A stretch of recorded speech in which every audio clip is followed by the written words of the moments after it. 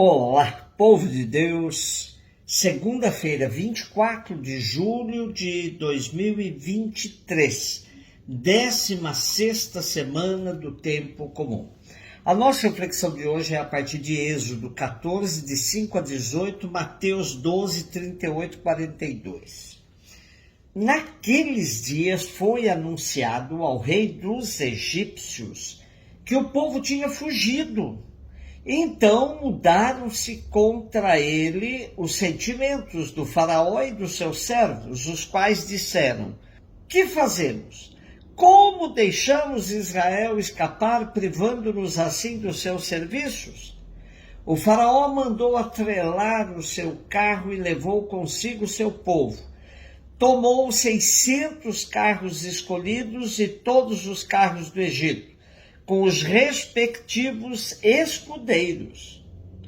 O Senhor endureceu o coração do faraó, rei do Egito, que foi no encalço dos filhos de Israel, enquanto eles tinham saído de braço erguido. Os egípcios perseguiram os filhos de Israel com todos os cavalos e carros do faraó, seus cavaleiros e seu exército, e encontraram-nos acampados junto do mar, perto de Piahirote, defronte de Beer-Sefom.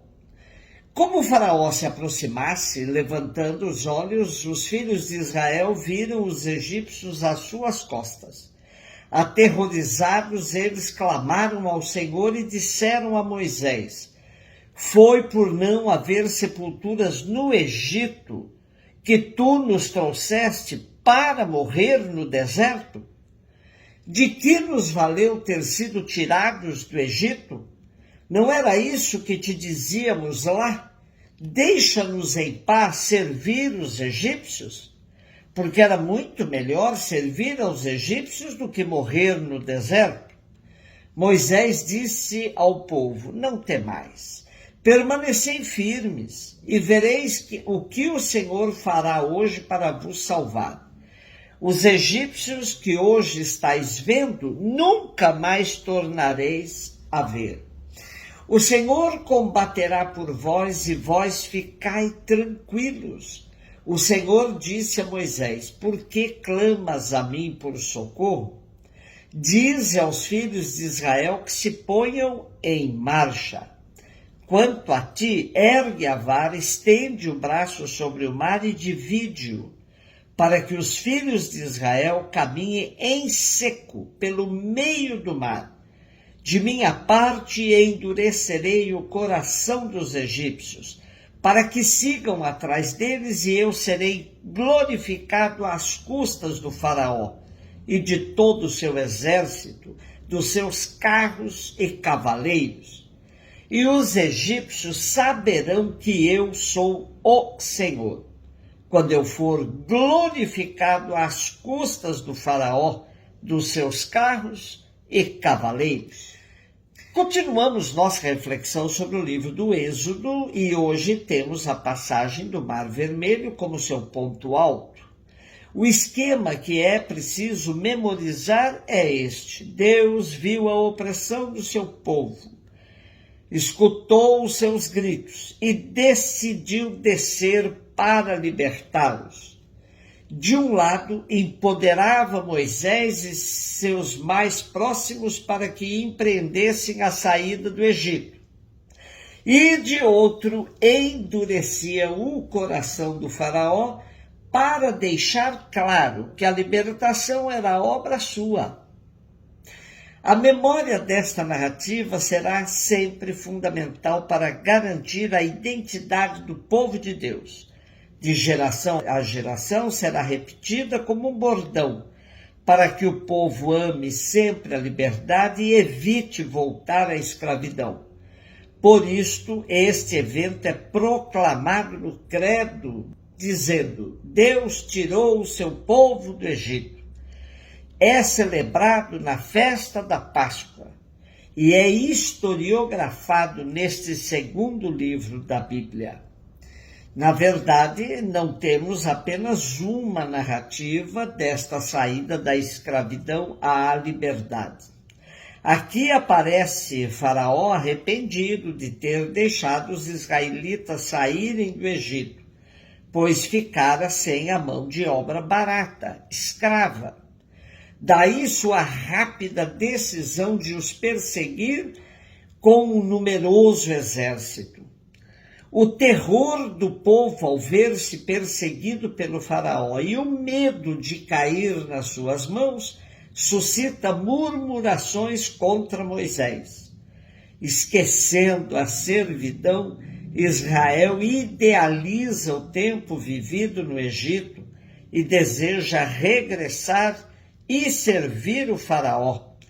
Moisés tenta acalmar o povo, exortando-o à confiança em Deus, que já realizou tantas obras em seu favor. Não tenhais medo, permaneceis firmes e vede a salvação que o Senhor fará para vós hoje.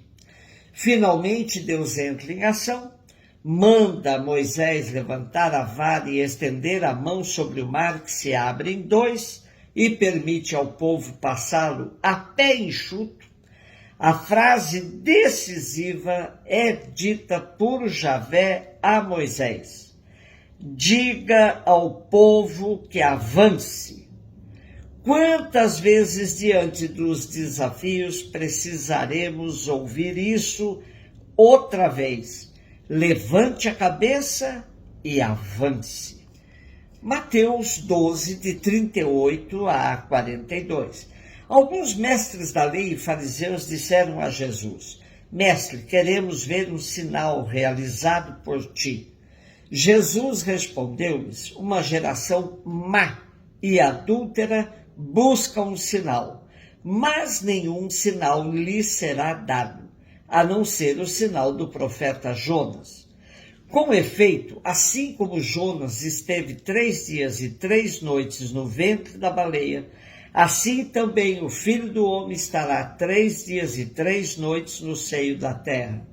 No dia do juízo, os habitantes de Nínive se levantarão contra essa geração e a condenarão, porque se converteram diante da pregação de Jonas.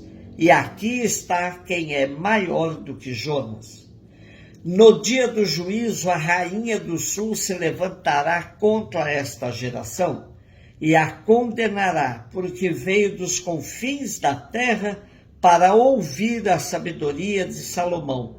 E aqui está quem é maior do que Salomão. Os mestres da lei e fariseus têm uma atitude muito comum até os dias de hoje. Gente que para crer precisa de sinais. Na verdade, trata-se de uma atitude que revela a fragilidade da fé, pois quem precisa de sinais não crê. Há inúmeras pessoas que vivem correndo atrás de sinais que variam na forma da manifestação. É uma hóstia que sangra, uma Nossa Senhora que verte lágrimas de mel, ou o próprio Senhor que conversa com pessoas privilegiadas que recebem revelações. Ora, quem precisa de sinais não tem firmeza na fé. Jesus se aborreceu com as atitudes dos mestres da lei e fariseus que lhe pediam sinais. Jesus negou-lhes a dar mais sinais e os repreendeu, chamando-os de geração má e adúltera. O sinal do profeta Jonas, que já tinha sido dado, é escolhido por Jesus para dizer-lhes que deveriam aprender a discerni-lo. Os ninivitas pagãos souberam reconhecer em Jonas um sinal de Deus e converteram-se. Os mestres da lei e os fariseus nem o sinal da morte e da ressurreição do Filho do Homem haviam de reconhecer. É que um sinal de Deus só se compreende a partir da fé, e a fé não resulta de uma evidência, de um cálculo lógico, mas da disponibilidade para acolher o dom de Deus que é o próprio Jesus. Os doutores da lei e os fariseus não tinham essa disponibilidade. Como poderiam compreender o sinal de Jesus morto e ressuscitado? A rainha do sul fez uma longa viagem para ouvir Salomão, mas eles recusaram-se a escutar Jesus, que é muito mais que Salomão, porque é a sabedoria e a palavra de Deus em pessoa, o sinal definitivo de Deus para o mundo. O mundo continua buscando sinais para crer, mas no encontro com Tomé, Jesus já havia feito uma bem-aventurança que indicaria a escassez de sinais nas comunidades.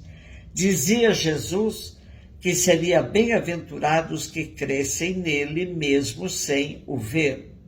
Portanto, era um chamado à fé madura e adulta, que não depende de sinais. Um beijo no seu coração.